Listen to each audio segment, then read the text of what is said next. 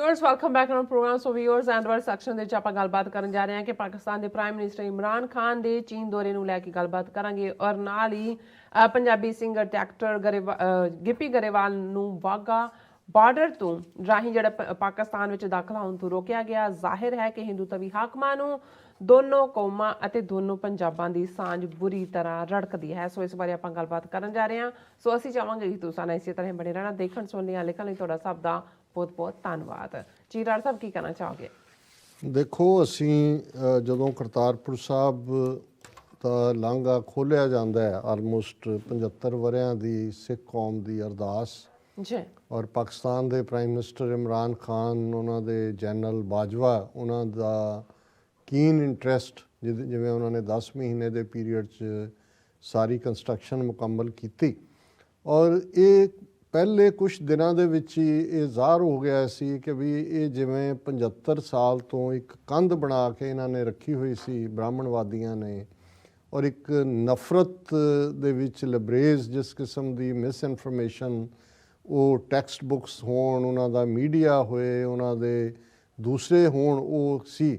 ਉਹ ਇਵੇਂ ਸੀ ਕਿ ਉਸ ਇੱਕ ਪਿਆਰ ਦੇ ਹੜ੍ਹ ਨੇ ਉਹ ਸਾਰੀ ਨਫ਼ਰਤ ਦੀ ਕੰਧ ਢਾਹ ਦਿੱਤੀ ਅਤੇ ਦੋਨਾਂ ਪੰਜਾਬਾਂ ਦੇ ਔਰ ਪਾਕਿਸਤਾਨ ਔਰ ਸਿੱਖ ਕੌਮ ਦੋਨੋਂ ਕੌਮਾਂ ਦੇ ਵਿਚਾਲੇ ਇਸ ਲੈਵਲ ਦਾ ਪਿਆਰ ਦਾ ਹੜ੍ਹ ਵਗਿਆ ਕਿ ਉਸ ਨੇ ਇਹਨਾਂ ਨੂੰ ਤੜਫਾ ਕੇ ਰੱਖ ਦਿੱਤਾ ਕਿ ਵੀ ਅੱਛਾ, ਇਹ ਤਾਂ ਸਮਝਦੇ ਸੀ ਕਿ ਚਲੋ ਥੋੜ੍ਹਾ ਬਹੁਤ, ਉਹਨਾਂ ਨੂੰ ਲੱਗਦਾ ਸੀ ਕਿ ਵੀ ਅਸੀਂ ਇੰਨਾ ਕੁ ਇਹਨਾਂ ਦਾ ਬ੍ਰੇਨ ਵਾਸ਼ ਕੀਤਾ ਹੋਇਆ ਕਿ, ਲੇਕਿਨ ਇਹ ਜਿਸ ਕਿਸਮ ਦਾ ਰਾ ਲਵ ਦੂਸਰੇ ਪਾਸਿਓਂ ਦੇਖਣ 'ਚ ਆਇਆ, ਇੱਧਰ ਉਹ ਕੰਧ ਤਾਂ ਮਿੰਟਾਂ ਸਕਿੰਟਾਂ ਦੇ ਵਿੱਚ ਉੱਡਦੀ ਬਣੀ ਔਰ ਉਸ ਤੋਂ ਬਾਅਦ ਜਿਨ੍ਹਾਂ ਨੇ ਵਿਜ਼ਿਟ ਕੀਤਾ ਉਹ ਉਸ ਪਿਆਰ ਦੇ ਸਮੁੰਦਰ ਦੇ ਵਿੱਚ ਜਿਵੇਂ ਪੂਰੇ ਸਰਸ਼ਾਰ ਹੋ ਕੇ ਵਾਪਸ ਮੁੜਦੇ ਰਹੇ ਔਰ ਹਜ਼ਾਰਾਂ ਦੀ ਗਿਣਤੀ ਦੇ ਵਿੱਚ YouTube ਦੇ ਉੱਤੇ ਪਈਆਂ ਵੀਡੀਓਜ਼ ਇਸ ਗੱਲ ਦੀ ਜਿਹੜੀ ਹੈ ਉਹ ਸਾਖੀ ਨੇ, ਇਸ ਗੱਲ ਦੀ ਐਵੀਡੈਂਸ ਨੇ।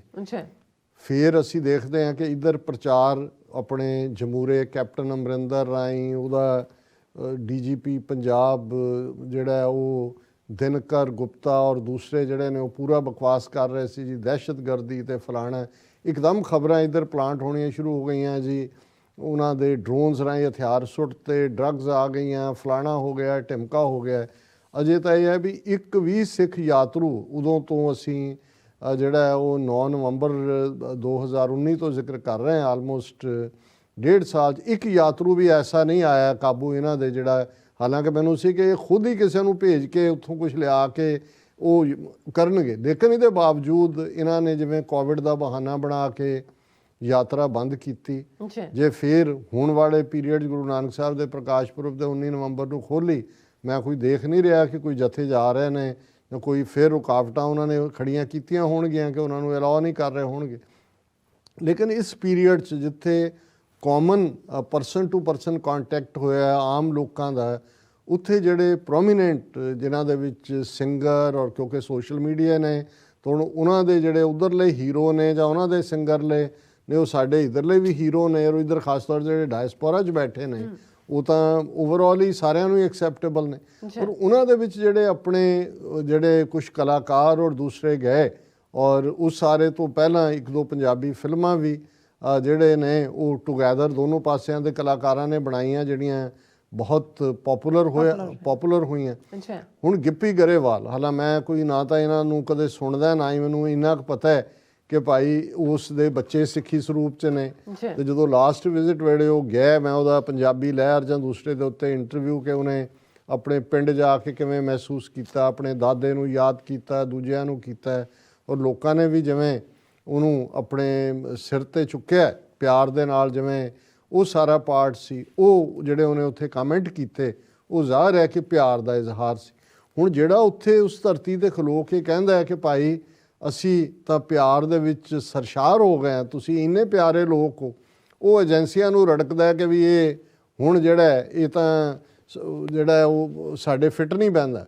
ਹੁਣ ਜਿੱਥੋਂ ਤੱਕ ਮੈਨੂੰ ਅੰਦਾਜ਼ਾ ਹੈ ਗਿੱਪੀ ਗਰੇਵਾਲ ਕੈਨੇਡੀਅਨ ਸਿਟੀਜ਼ਨ ਹੈ, ਉਹਦੇ ਬੱਚੇ ਵੀ, ਉਹਦਾ ਫੈਮਿਲੀ ਸਰੀ ਜਾਂ ਬ੍ਰਿਟਿਸ਼ ਕੋਲੰਬੀਆ 'ਚ ਨੇ। ਹੁਣ ਕਿਉਂਕਿ ਉਹ ਹਾਈਲੀ ਪੋਪੂਲਰ ਵੀ ਹੈ, ਐਕਟਿੰਗ ਵੀ, ਗਾਇਕੀ ਵੀ ਔਰ ਦੂਸਰਾ ਵੀ, ਔਰ ਪਾਕਿਸਤਾਨ ਦੇ ਜਿਹੜੇ ਕਲਾਕਾਰਾਂ ਨੇ ਕੋਈ ਪ੍ਰੋਗਰਾਮ ਬਣਾਏ ਹੋਣਗੇ ਟੁਗੈਦਰ ਗਵਰਨਰ ਹਾਊਸ ਦੇ ਵਿੱਚ ਉਹਦੀ ਮੁਲਾਕਾਤ ਵੀ ਸੀ। ਔਰ ਜਿਹੜੇ ਅਮਰੀਕਾ ਕੈਨੇਡੀਅਨ ਸਿਟੀਜ਼ਨ ਨੇ ਬਾਹਰਲੇ ਨੇ ਉਹਨਾਂ ਦੇ ਕੋਲ ਇਹ ਹੱਕ ਹੁੰਦਾ ਹੈ ਕਿ ਉਹ ਵਾਹਗਾ ਬਾਰਡਰ ਰਾਹੀਂ ਕ੍ਰਾਸ ਕਰ ਸਕਦੇ ਨੇ, ਕਿਉਂਕਿ ਜੇ ਤੁਸੀਂ ਆਪਣੇ ਪੰਜਾਬ ਭਾਰਤੀ ਕਬਜ਼ੇ ਵਾਲੇ ਪੰਜਾਬ ਤੋਂ ਤੁਸੀਂ ਜਾਣਾ ਉੱਧਰ ਜਾ ਸਕਦੇ ਹੋ। ਔਰ ਬਹੁਤ ਸਾਰੇ ਅਮਰੀਕਨਸ ਜਾਂ ਜਿਹੜੇ ਪਰਿਵਾਰ ਜਾਂਦੇ ਨੇ ਉਹ ਇੱਧਰੋਂ ਉਹਨਾਂ ਨੇ ਵੀਜ਼ਾ ਵੀ ਲਿਆ ਹੁੰਦਾ ਉੱਧਰ ਦਾ, ਪਹਿਲਾਂ ਇੱਕ ਪਾਸੇ ਦੇ ਗੁਰਦੁਆਰਿਆਂ ਦੇ ਦਰਸ਼ਨ ਕਰਦੇ ਨੇ, ਆਪਣੇ ਪਰਿਵਾਰਾਂ ਨੂੰ ਮਿਲਦੇ ਨੇ, ਫਿਰ ਬਾਈ ਰੋਡ ਕ੍ਰਾਸ ਕਰਦੇ ਨੇ। ਹੁਣ ਜਿਹੜੀ ਖਬਰ ਟਾਈਮਸ ਆਫ ਇੰਡੀਆ ਦੀ ਔਰ ਜ਼ਾਹਰ ਹੈ ਬਾਕੀ ਮੀਡੀਆ 'ਚ ਵੀ ਹੋਏਗੀ, ਉਹਨਾਂ ਦੀ IAN ਜਿਹੜੀ ਉਹਨਾਂ ਦੀ ਰਾਹ ਦਾ ਆਊਟਫਿਟ ਹੈ ਉਸ ਦੀ ਖਬਰ ਹੈ, Punjabi singer Gippy Grewal barred from entering Pakistan via Wagah border ਰਿਪੋर्ट।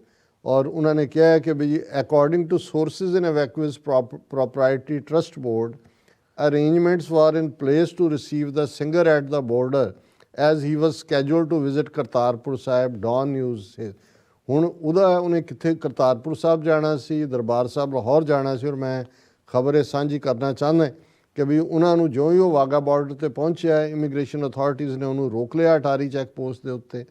ਔਰ ਉਹਨਾਂ ਨੂੰ ਰਿਸੀਵ ਕਰਨ ਦੇ ਲਈ ਬਾਰਡਰ ਦੇ ਦੂਜੇ ਪਾਸੇ ਜਿਹੜਾ ਵੱਡੀ ਗਿਣਤੀ ਦੇ ਵਿੱਚ he was to move to Kartarpur Sahib at 9:30 AM and return to Lahore by 3:30 PM। Later Gippy was scheduled to attend a reception at governor's house. On January 29 he was to visit Nankana Sahib before his return to India। ਹੁਣ ਮੁੱਖ ਤੌਰ ਦੇ ਉੱਤੇ ਉਹ ਤਿੰਨੋਂ ਹੀ ਲਾਹੌਰ, ਕਰਤਾਰਪੁਰ ਸਾਹਿਬ ਔਰ ਨਨਕਾਣਾ ਸਾਹਿਬ ਇਹ ਉਹਨਾਂ ਦੀ ਵਿਜ਼ਿਟ ਦਾ ਹਿੱਸਾ ਸੀ। ਔਰ ਉਹ ਜਦੋਂ ਇਸ ਤੋਂ ਪਹਿਲਾਂ ਵੀ ਜਿਹੜਾ 2 day ਵਿਜ਼ਿਟ ਦੇ ਵਿੱਚ ਉਹਨਾਂ ਦੇ ਨਾਲ 6 ਔਰ 7 ਹੋਰ ਵੀ ਸੱਜਣ ਸੀ, but he was stopped at Attari check post. ਔਰ ਉਹਦੇ 'ਚ ਉਹਨਾਂ ਨੇ ਜੋ ਅਗੇਨ ਇਹ ਕਿਹਾ ਕਿ ਵੀ ਜਿੱਥੇ ਜਿੱਥੇ ਉਹਨੇ ਵਿਜ਼ਿਟ ਕਰਨਾ ਸੀ ਉਹ ਨਹੀਂ ਕਰ ਸਕਿਆ। Or sources said Garewal had a long schedule of meetings in Pakistan, including with film people, Governor House to discuss joint film ventures between two sides। और इस सारे चों ਜਦੋਂ ਪਹਿਲਾਂ ਉਹ ਆਇਆ ਜਿਵੇਂ ਲੋਕਾਂ 'ਚ ਮਿਕਸ ਹੋਇਆ ਐਂਥੂਜ਼ੀਆਜ਼ਮ, ਵਾਰਮਥ ਦੂਜਾ ਤੀਜਾ ਸੀ। ਔਰ ਹਿਜ਼ ਵਿਜ਼ਿਟ ਵਾਸ ਗਿਵਨ ਐਂਪਲ ਕਵਰੇਜ ਇਨ ਪਾਕਿਸਤਾਨ ਬਿਫੋਰ। ਹੁਣ ਜੇ ਮਤਲਬ ਇਸ ਨੂੰ ਤੁਸੀਂ ਲੱਕੀ ਉਹਨੇ ਕਿਹਾ ਕਿ ਵੀ ਜਿਹੜਾ Grewal is a popular figure in Pakistan specially with Punjabi film audience and internationally to his film such as Carry On Jatta and Lucky Di Unlucky Story topped popularity charts.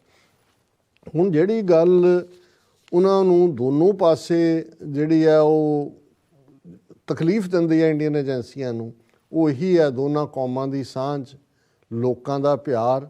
ਉਹਨਾਂ ਨੂੰ ਲੱਗਦਾ ਕਿ ਵੀ ਇੱਕ ਪਾਸੇ ਸਿੱਖ ਇਹ ਮਹਿਸੂਸ ਕਰਦੇ ਨੇ, ਹੁਣ ਅਸੀਂ ਦਿੱਲੀ ਦੀ ਘਟਨਾ ਦਾ ਜ਼ਿਕਰ ਕੀਤਾ ਹੈ, ਅਦਰ ਵੇ ਰਾਊਂਡ ਉੱਥੇ ਕੀ ਹੋ ਰਿਹਾ ਕਿ ਵੀ ਇਹਨਾਂ ਲੋਕਾਂ ਦੇ ਨਾਲ ਇਹ ਗੰਗਾ ਜਮਨਾ ਜਿਹੜਾ ਉਸ ਜਮਨਾ ਪਾਰ ਵਾਲਿਆਂ ਨਾਲ ਸਾਡਾ ਕੀ ਸੰਬੰਧ ਹੈ।